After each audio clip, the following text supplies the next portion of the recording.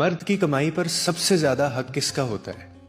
एक आलिम दीन के पास एक शख्स जाता है और वो ये सवाल पूछता है और वो आगे से इतना खूबसूरत अंदाज में मिसाल देकर वो आगे से जवाब देते हैं, वो मैं आपके साथ अभी शेयर करता हूँ।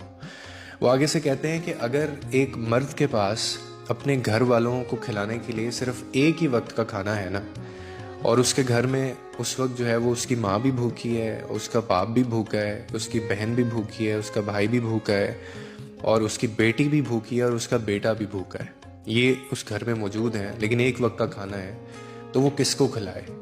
और साथ में उसकी बीवी भी भूखी है। तो वो आगे से कहते हैं कि वो एक वक्त का जो खाना है वो सिर्फ और सिर्फ अपनी बीवी को देना वाजिब होगा उसके लिए। क्यों? क्योंकि उस खाने के ऊपर सब लोगों की निस्बत जो है वो बीवी का हक ज़्यादा है। यानी बीवी पर खर्च करना मर्द के लिए सदका भी है, इबादत भी है, रिस्पॉन्सिबिलिटी भी है, ये तीनों चीज़ें हैं। क्यों? अब मैं आपको रीज़न बताता हूँ। क्योंकि ये वो रिश्ता है, मैंने आगे भी कहा है, जो खून नहीं है आपका, लेकिन वफा इसमें देखें कितनी है।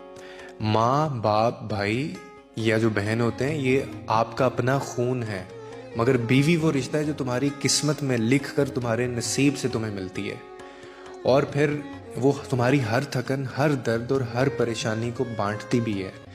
उसके दिल में तुम्हारे लिए दुआ भी होती है, तुम्हारी राह में कुर्बानी भी होती है। और फिर अल्लाह ने इसी रिश्ते के बारे में ये फरमाया है कि औरतें तुम्हारे लिए लिबास हैं और तुम उनके लिए लिबास हो। यानी आप अगर इसको थोड़ा सा समझें कि एक दूसरे का सहारा भी, इज्जत भी और पर्दा भी।